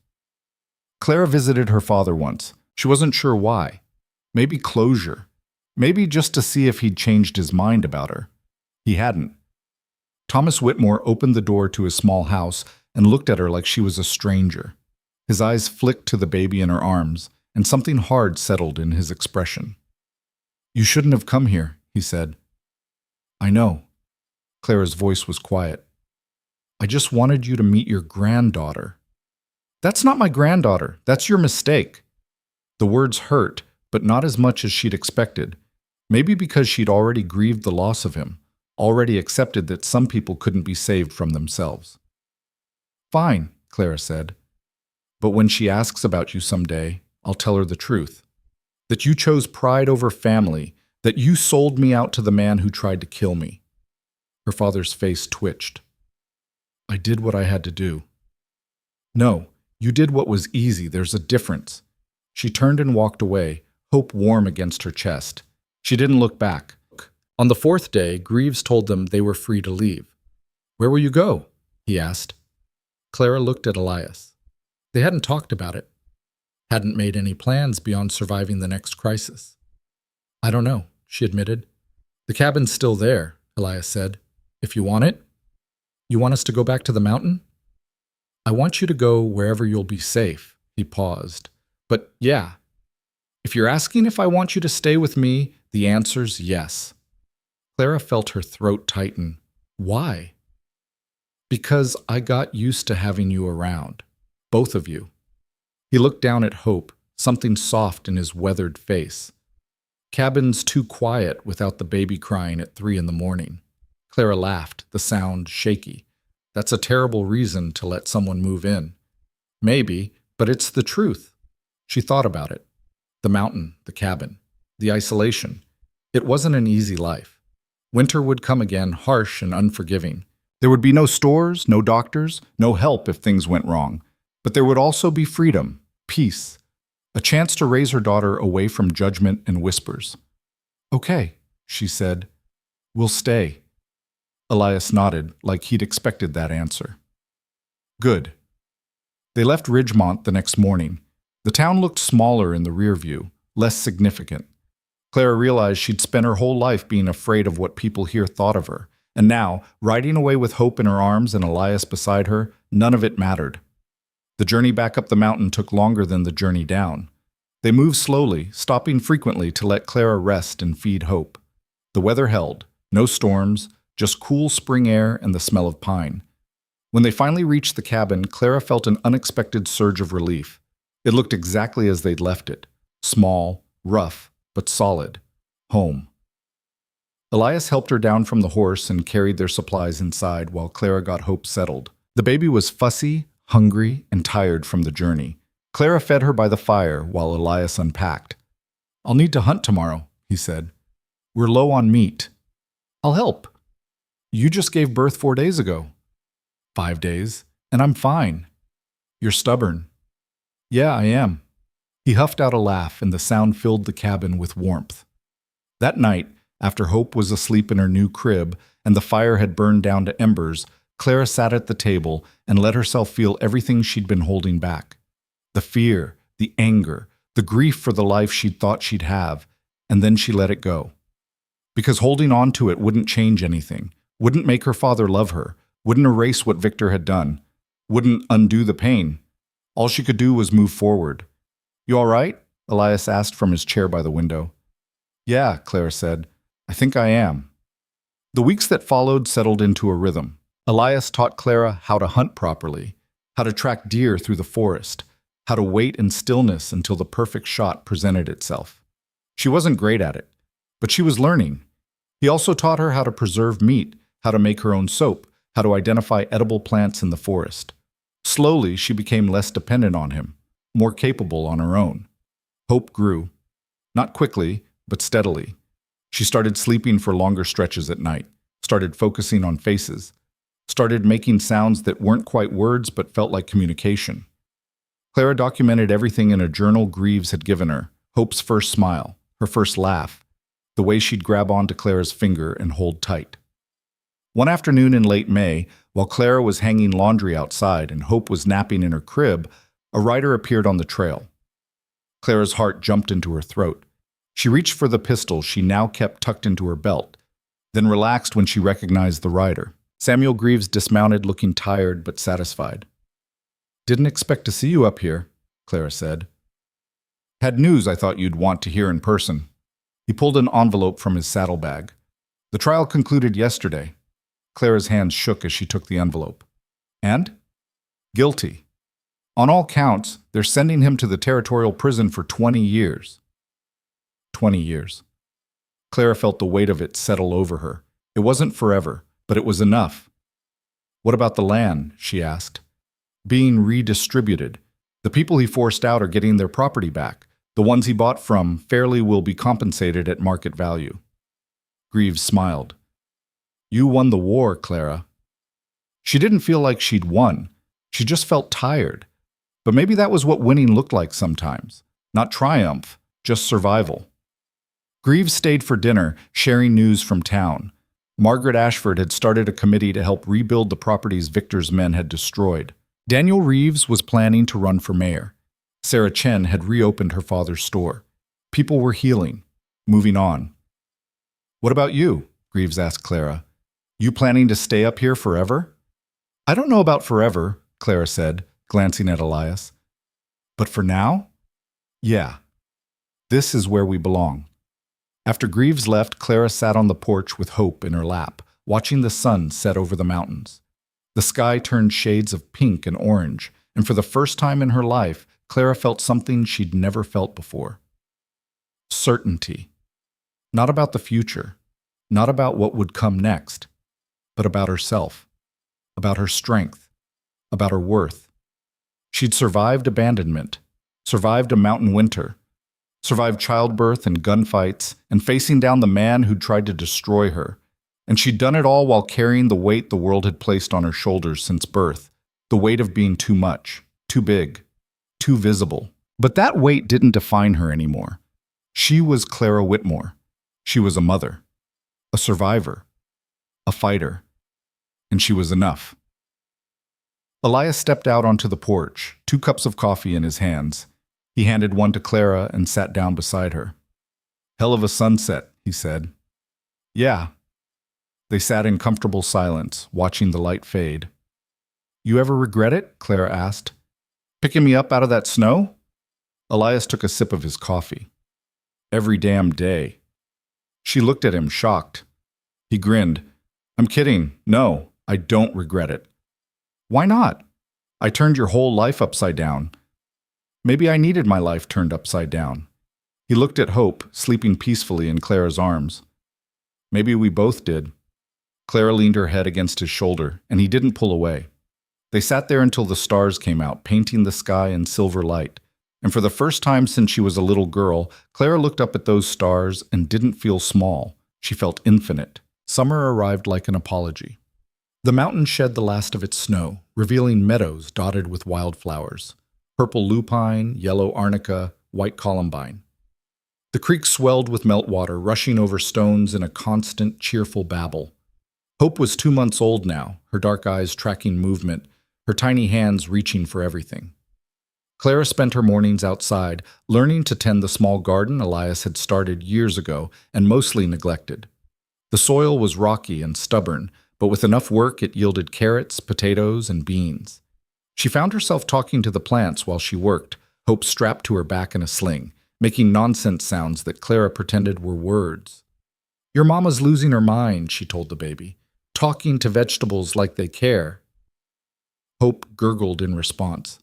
Elias was fixing the roof when the second letter came. A different writer this time. A young man Clara didn't recognize. He handed over the envelope and left without staying for coffee, like he was afraid the mountain might swallow him whole if he lingered. The letter was from Greaves again. Clara opened it with dirt still under her fingernails, hope fussing against her chest. Miss Whitmore, I hope this letter finds you and the child well. I write with unexpected news. Victor Hale has petitioned the court for paternal rights to your daughter. His lawyer argues that despite his crimes, he remains her biological father and should be granted visitation rights upon his eventual release. I wanted to warn you before the court summons arrives. We will fight this, of course, but I thought you should be prepared. Yours, S. Greaves. Claire's hands went numb. The letter slipped from her fingers, fluttering to the ground. Elias climbed down from the roof, reading the shift in her posture. What is it? She couldn't speak, just pointed at the letter. He picked it up, read it, and his jaw tightened. Son of a bitch. He's in prison, Clara said, her voice hollow. He's in prison, and he's still trying to control me. He's trying. Doesn't mean he'll succeed. But what if he does? What if some judge decides that blood matters more than... She couldn't finish. Couldn't put into words the horror of Victor having any claim to hope, any right to be in her daughter's life. Then we fight, Elias said simply. Same as before.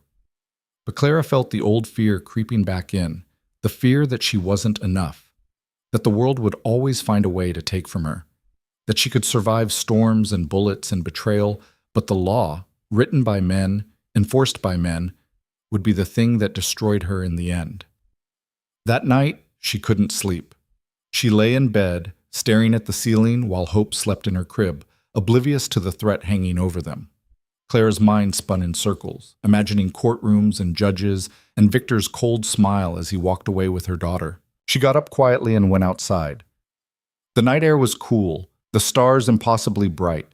She sat on the porch steps and let herself cry. Not the broken, desperate crying from before, just tears. Hot and angry and tired. She heard the door open behind her. Elias's footsteps. He didn't say anything, just sat down beside her and waited. I can't lose her, Clara finally said. I can't. You won't. You don't know that. Yeah, I do. He looked at her. You want to know why? Why? Because you're the one who fought for her. You're the one who kept her alive when she was still inside you. You're the one who rode down that mountain and faced down the man who tried to kill you both. That means something, and any judge worth a damn will see that. And if they don't, then we disappear, take Hope and go somewhere he'll never find you. Clara looked at him, startled. You'd do that? Leave all this behind? This? He gestured to the cabin, the mountain. This is just a place. You and Hope, your people. People matter more than places. Something cracked open in Clara's chest. Something she'd been holding closed for so long she'd forgotten it was there. I love you, she said. The words came out before she could stop them, before she could second guess or take them back. Elias went very still. I know you probably don't. I'm not expecting... Clara stumbled over the words. I just needed to say it because it's true, and I'm tired of not saying true things. Elias was quiet for a long moment. Then he said, I loved my wife. Loved her more than I thought I could love anything. When she died, I figured that was it. That part of me died with her. Clara's heart sank. But then you showed up, he continued, half dead and stubborn as hell. And you didn't ask me to love you. Didn't ask me for anything except a chance to survive. And I thought, all right, I can give her that. I can help her make it through winter and then she'll leave and I'll go back to being alone. He looked at her, his pale eyes catching the starlight. But you didn't leave. And somewhere along the way, that dead part of me started waking up. And it scared the hell out of me. Still does. Elias, I'm not good at this, he said. At talking about feelings or whatever. But yeah, I love you too. You and Hope both. Clara kissed him. She didn't plan it, didn't think about it. Just leaned over and pressed her lips to his, tasting coffee and smoke and something she couldn't name. He kissed her back. Gentle at first, then deeper, his hand coming up to cup her face. When they finally pulled apart, Clara was breathless. Well, Elias said, that happened. Clara laughed, the sound breaking the tension. Yeah, it did. They sat there in the dark, her head on his shoulder, his arm around her waist. And for the first time since the letter arrived, Clara felt like maybe everything would be okay. The court summons came 2 weeks later. Clara was ordered to appear in Ridgemont in 1 month to address Victor Hale's petition for parental rights. Greaves visited again, this time staying for 3 days to prepare their case. He interviewed Clara extensively, taking notes on everything: her relationship with Victor, the pregnancy, the abandonment, the attack. He also spoke with Elias, getting his testimony about the men on the mountain and the condition Clara had been in when he'd found her.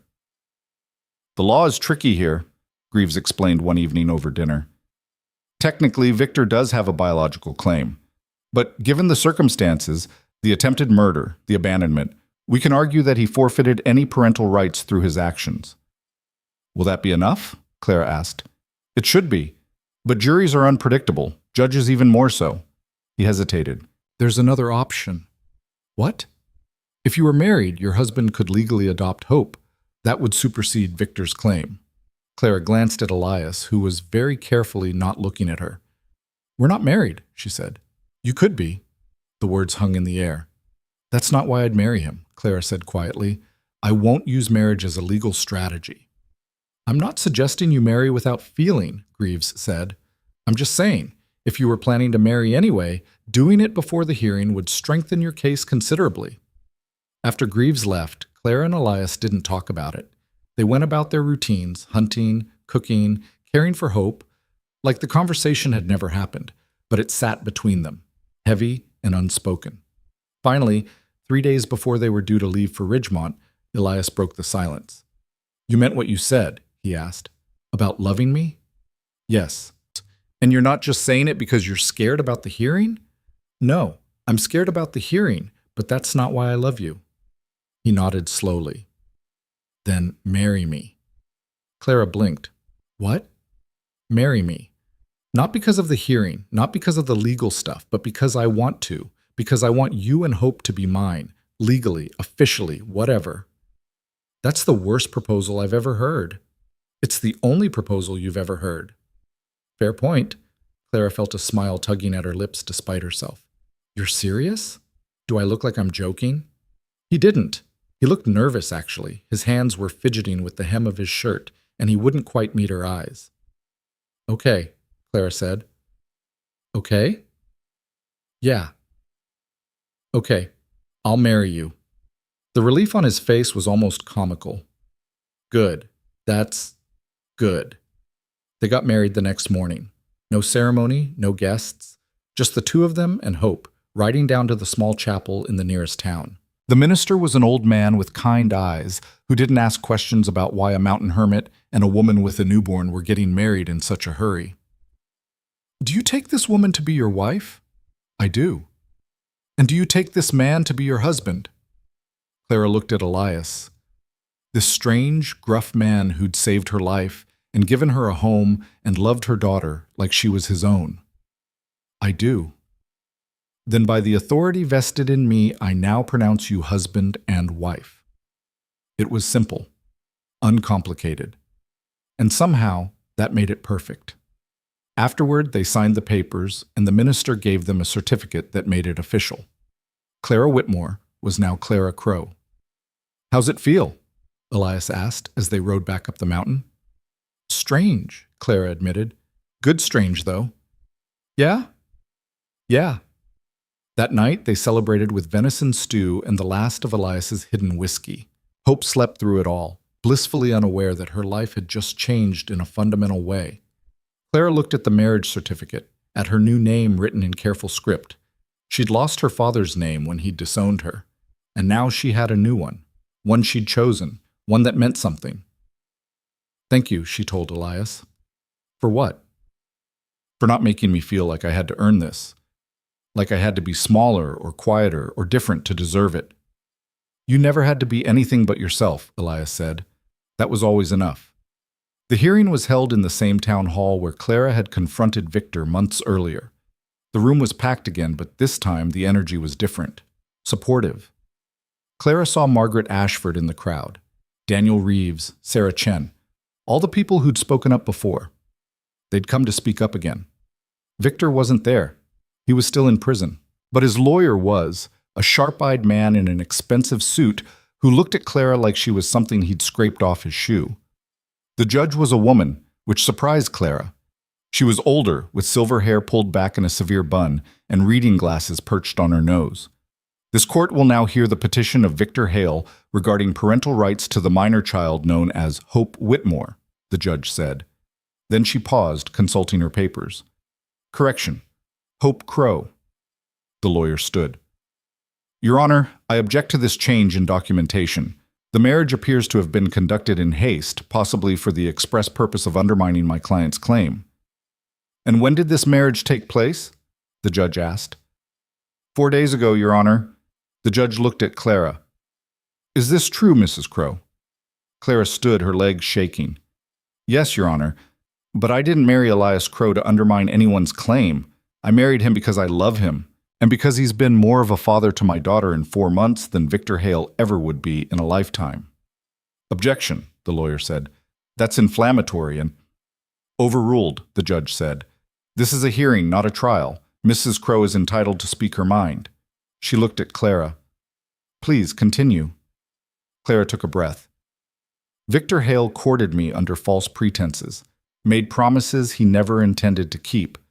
And when I told him I was pregnant, he abandoned me. More than that, he tried to have me killed. He sent men to throw me off a wagon in the middle of a blizzard because my baby threatened his business interests.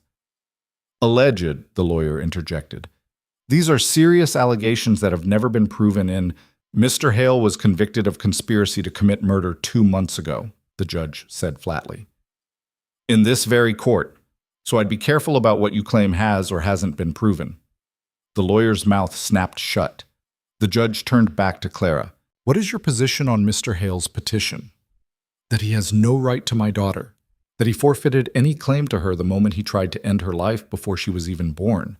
That giving him access to her, now or ever, would be a danger to her safety and well-being. And what about Mr. Crow's role in this? Elias stood. Your Honor, I know I'm not Hope's biological father, but I've been there since before she was born. I helped bring her into this world, and I'll protect her with my life for as long as I'm breathing. The judge studied them both. Then she looked at the lawyer. Does your client have any evidence to support his claim that he would be a fit parent? He maintains that he was unaware of the pregnancy at the time and that… That's a lie, Claire said. I told him, face to face, and he called it a mistake. Your Honor, the lawyer tried again, my client has expressed remorse for… Has he? The judge interrupted. Has he expressed remorse, or has he simply realized that losing access to his biological child might affect his public image? The lawyer hesitated. I'm not sure I understand the question. Then let me be clear. Your client is currently serving a 20-year sentence for multiple felonies, including attempted murder. Even if I were inclined to grant visitation rights, which I am not, he would be unable to exercise them for the foreseeable future. And by the time he is released, Hope Crow will be a grown woman who can make her own decisions about whether she wants a relationship with her biological father. Your Honor, I must object to… Objection noted and overruled. The judge removed her glasses and looked directly at Clara. Mrs. Crow, I want to be very clear about something. This court recognizes the hardships you've endured. And while I cannot undo what was done to you, I can ensure that you and your daughter are protected from further harm. Clara felt tears prick her eyes. Therefore, the judge continued, Victor Hale's petition for parental rights is hereby denied. Furthermore, I am issuing a permanent restraining order preventing Mr. Hale or his representatives from attempting to contact you or your child. Should he attempt to do so, he will face additional criminal charges. The lawyer started to speak, but the judge held up her hand. I'm not finished. Additionally, I am granting Mr. Elias Crow's petition to legally adopt Hope Crow, effective immediately. This adoption supersedes any biological claim and grants him full parental rights and responsibilities. Clara's breath caught. She looked at Elias, who looked just as shocked. Did you… She started. Greaves filed it, Elias said quietly. Without telling me. I'll kill him. Don't, Clara said, laughing through her tears. Don't you dare! The judge banged her gavel. This hearing is concluded. The courtroom erupted in applause. People Clara barely knew were standing, clapping, cheering. Margaret Ashford was crying. Daniel Reeves was shaking Elias's hand so hard Clara thought he might dislocate something. Greaves appeared beside them, looking smug. Told you we'd win. You filed adoption papers without telling us, Clara said. I took the liberty. Figured you wouldn't object. We don't, Elias said. But you're still a bastard. I've been called worse. They left the courthouse in a daze. Hope was awake now, looking around at all the people with her wide, curious eyes. Clara held her close, breathing in the sweet baby smell of her. She's really ours, Clara whispered. She was always ours, Elias said. This just makes it official. They stayed in town one more night, celebrating with Greaves and the others who'd stood up against Victor. But by morning, Clara was ready to leave, ready to go home. The ride back up the mountain felt different this time, lighter. Like a weight Clara hadn't realized she was carrying had finally been lifted. When they reached the cabin, the sun was setting, painting the sky in shades of gold and rose. Clara dismounted and stood there for a moment, just looking at the place that had saved her life, that had given her shelter when the world had none to offer. You know what we need? Elias said, coming to stand beside her. What? A bigger cabin. Hope's going to need her own room eventually. Clara laughed. You want to build an addition? Why not? Got nothing but time. And skill? I'll figure it out. They spent the rest of the summer building. It was slow, painstaking work. Elias had carpentry skills, but he was rusty and Clara was learning as she went. They made mistakes. Walls that weren't quite square, beams that didn't fit right, a door that stuck every time it rained. But by the time fall arrived, they had a second room. Small, but functional, with a window that faced east so Hope could wake up to the sunrise. Clara made curtains from old fabric and hung them with pride. It wasn't fancy, but it was theirs. Hope was 6 months old now, sitting up on her own, babbling constantly, fascinated by everything, the fire, the cat that had wandered up from the valley and decided to stay, the way snow looked when it started to fall in October. Clara documented it all in her journal. Not just the milestones, but the ordinary moments, the way Hope laughed when Elias made faces, the way she'd grab Clara's hair and refuse to let go, the sound of her tiny snores when she finally fell asleep after fighting it for an hour. One evening, while Hope played on a blanket near the fire and Elias carved something from a piece of wood, Clara found herself thinking about her father, about the life she'd left behind. Do you ever regret it? She asked Elias. Leaving civilization. Every time I have to fix the damn roof, he said without looking up. I'm serious. He set down his knife and looked at her. No, I don't regret it. This life isn't easy, but it's honest. And after years of living with people who lied with every breath, honest feels pretty good. What did you do? Clara asked. Before you came up here? It was a question she'd never asked directly, never pushed. Elias was quiet for a long time, long enough that Clara thought he wouldn't answer. Then he said, I was a carpenter, had a shop in a town about 100 miles from here. Did good work, made decent money. Had a wife who I loved and a daughter who was the best thing I ever made. He picked up the carving again, his hands working mechanically. Then the fever came through, took half the town, including them. And I couldn't stay there. Couldn't wake up every day in the house we'd built together. Couldn't walk past the shop where she used to bring me lunch. So I left. Came up here where there were no memories, no ghosts. And now? Clara asked gently. Now I got new memories. Better ones. He looked at Hope, who was trying to eat her own foot. She looks like her, you know, my daughter. Same dark hair, same stubborn chin. Clara felt her throat tighten. Is that hard? Seeing her in Hope? Sometimes, but mostly it just feels like maybe I get a second chance, to be the kind of father I didn't get to be for long enough the first time. Clara moved to sit beside him, her hand finding his. You're a good father, Elias. The best kind. I'm trying. That's all anyone can do. Winter came again, but this time Clara was ready for it. She knew how to keep the fire going, how to dress for the cold, how to move through snow without exhausting herself. She knew which foods would keep and which wouldn't, knew how to make soap and candles and how to repair clothes when they tore. She was stronger now. Not just physically, though her body had changed with the work, muscles where there'd been only softness before, but mentally, emotionally. She'd learned to trust herself, trust her decisions, trust that she could handle whatever came. Hope's first birthday arrived on a cold March morning. Clara woke early and made a small cake from their dwindling flour supply. It was lopsided and probably tasted terrible, but Hope seemed delighted by it, smashing her fist into the frosting and laughing at the mess. Elias gave her the toy he'd been carving, a small wooden horse with a yarn mane. Hope immediately tried to eat it. "She's got your appetite," Elias said. "She's got your stubbornness," Clara countered. They watched Hope play, this perfect little person they'd made a family around, and Clara realized that this messy, imperfect, beautiful life was everything she'd never known she wanted. That spring, a letter came from Greaves. Victor had died in prison, a fight with another inmate. The man who tried to destroy Clara and Hope was gone. Clara read the letter twice, waiting to feel something: relief, triumph, closure. But all she felt was tired. "He's dead," she told Elias. He nodded. "Good." "Is it? Good? I mean, he can't hurt you anymore. Can't come back and try to take Hope. Can't cast a shadow over your life." "Yeah, I'd say that's good." Clara folded the letter and put it in the stove, watched it burn. "I don't want Hope to know about him," she said. "Not who he was, not what he did. I want her to grow up knowing that Elias Crow is her father, that you're the one who chose her, who fought for her. She'll ask questions eventually about her mother's past, about why we live up here. And when she does, I'll tell her the truth. But I'll tell her the whole truth, that her biological father was a bad man, but that I survived him, that I fought him, and that I won." Elias pulled her close. "Yeah, you did. The years passed. Hope grew.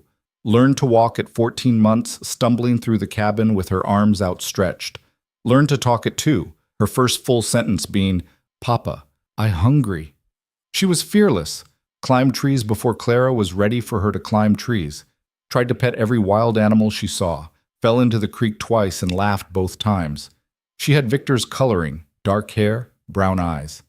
But everything else was pure Clara, the stubborn set of her jaw, the way she threw herself into everything with absolute conviction, the laugh that filled the cabin with warmth. When Hope was 3, Clara taught her the alphabet using charcoal on pieces of bark. When she was 4, Elias started teaching her how to track animals. By 5, she could identify every edible plant within a mile of the cabin. She was smart, quick, and completely unaware that the life she was living was different from anyone else's. One day when Hope was 6, she asked, "Why don't we live in a town?" Clara and Elias exchanged a look. "Because we like it up here," Clara said carefully. "It's quiet, peaceful." "But don't you miss people?" "We have each other. That's enough people for us." Hope considered this. "Can I meet other kids someday?" "Of course," Clara said. "When you're older, if you want to go to school or visit town, we'll make that happen." "Okay." Hope went back to the picture she was drawing. "I just wanted to know." That night, after Hope was asleep, Clara and Elias talked about it. "She's going to want more than this eventually," Clara said. "More than just the mountain." "Probably," Elias agreed. "And when she does, we'll figure it out." "You'd leave? If she wanted to live somewhere else?" "I'd do whatever she needed. Whatever you both needed." Clara leaned against him. "I spent my whole life feeling like I was too much for people, too big, too loud, too everything. But up here, with you and Hope, I finally feel like I fit." "You always fit, Clara. The world was just too small for you." She smiled. "That's very poetic for a man who grunts instead of saying good morning." "I contain multitudes." "Apparently." They sat in comfortable silence, watching the fire burn down. "Do you think she'll be okay?" Clara asked. "Growing up the way we did?" "I think she'll be better than okay. She's got a mother who'd burn the world down to protect her and a father who'd help her do it. She's going to be just fine." And she was. Hope grew up strong and confident and completely unashamed of who she was. She learned to hunt and track and survive, but she also learned to read and write and think critically. Clara taught her history and mathematics. Elias taught her carpentry and how to fix things when they broke. When she was 10, they finally took her to town. She was awed by it, by the buildings and the people and all the noise. But after a week, she was ready to go home. "It's too crowded," she told Clara. "How do people think with all that racket?" Clara laughed. She'd felt the same way. By the time Hope was 12, she'd heard the full story of her birth. About Victor, about the men on the mountain, about the trial. She'd listened quietly, her face serious. And when Clara finished, Hope had simply said, "You're the bravest person I know." "I'm not brave," Clara said. "I was just trying to survive." "That's what brave is, Mama. Surviving when everything's trying to kill you." Clara had cried then. Happy tears, proud tears. Hope was 16 when Elias got sick. It started with a cough that wouldn't go away. Then the weight loss. The fatigue. The doctor in town said it was his lungs. Years of breathing in smoke and sawdust and mountain air. There wasn't much they could do. "How long?" Elias asked. 6 months? Maybe a year. He made it 18 months, long enough to see Hope turn 17, long enough to teach her everything he knew, long enough to tell her he loved her every single day. He died on a Tuesday morning in early spring, with Clara holding one hand and Hope holding the other. "Thank you," he whispered to Clara, "for giving me a family, for giving me a reason." "Thank you for finding me," Clara whispered back, "for not leaving me in the snow." He smiled, and then he was gone. They buried him on the ridge where he'd first found Clara all those years ago, the same ridge where he'd made the choice that changed all their lives. Hope carved the headstone herself. Simple letters, deep and clean. Elias Crow. Husband. Father. Good man. The grief was heavy, but Clara had survived heavy things before. She and Hope stayed on the mountain, kept the cabin, kept the garden, kept the life they'd built. Hope eventually went to college in the city, studying medicine. She came home every summer and winter, bringing books and stories and the occasional boyfriend who never lasted long. "They're not mountain people," she'd explain with a shrug. Clara understood. Some people were meant for the valley. Some were meant for the heights. When Hope was 25, she came home with a woman named Sarah. They'd met at the hospital where Hope was doing her residency. Sarah was a surgeon, brilliant, kind, and completely unbothered by the fact that Hope's family lived in a cabin in the middle of nowhere. They got married that summer on the same ridge where Elias was buried. It was small, just Clara, Hope, Sarah, and a minister who made the trek up the mountain with only mild complaining. "Your father would have liked her," Clara told Hope. "I know," Hope said. "That's why I brought her here." Clara lived to see Hope and Sarah have a daughter of their own, a tiny, squalling thing with Hope's dark hair and Sarah's green eyes. They named her Eliza, after Elias. "I want her to know where she comes from," Hope said, placing the baby in Clara's arms. "I want her to know the story of the woman who refused to die, who fought for her family, who taught me that strength isn't about size or speed or any of that. It's about showing up, even when you're terrified."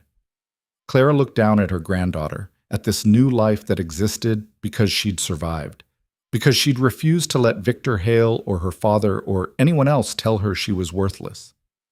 "Tell her the truth," Clara said. "Tell her everything, the good and the bad, and tell her that she comes from a long line of women who don't give up." "I will." Clara was 63 when she died, a stroke, quick and painless. She went to sleep one night in the cabin she'd called home for over 30 years and simply didn't wake up. They buried her next to Elias on the ridge. The whole town came to the funeral. People Clara hadn't seen in decades. Margaret Ashford, ancient and frail but still fierce. Daniel Reeves's children and grandchildren, families who'd lived on the land that Victor Hale had tried to steal. They all came to pay respects to the woman who'd stood up to a man everyone feared, who'd won when everyone said she'd lose. Hope gave the eulogy. She talked about strength and survival and the quiet kind of courage it takes to keep living when the world tells you you're not worth saving. "My mother taught me that you don't have to be perfect to be worthy," Hope said. "You don't have to be small or quiet or convenient. You just have to be yourself, fully, completely, without apology." She looked at the casket, tears streaming down her face. And she was herself, until the very end, And that's the greatest gift she could have given me. The years continued. The mountain remained. The cabin still stood, maintained by Hope and Sarah, and eventually little Eliza, who grew up hearing stories about the grandmother who'd survived a blizzard and the grandfather who'd carved her toys. The story became legend in the valley, the woman who'd been thrown from a wagon and lived, who'd confronted a powerful man and won, who'd built a life from nothing and refused to let anyone take it from her. Some of the details changed over time, the way stories do, but the core remained the same. Claire Whitmore had been left to die, and she'd chosen to live instead. And in that choice, that single, defiant choice, she'd changed everything. Not just for herself, but for her daughter, for her granddaughter, for every woman who'd ever been told she was too much or not enough or simply wrong for existing the way she existed. Claire had shown them something impossible. That survival wasn't about being strong in the ways people expected. It was about being strong in the ways that mattered. It was about showing up, even when you were scared, even when you were hurt, even when every single part of you wanted to give up. It was about choosing yourself, your life, your future, over and over and over again, until the choosing became who you were. And nobody, not poverty, not shame, not even death itself, could take that away.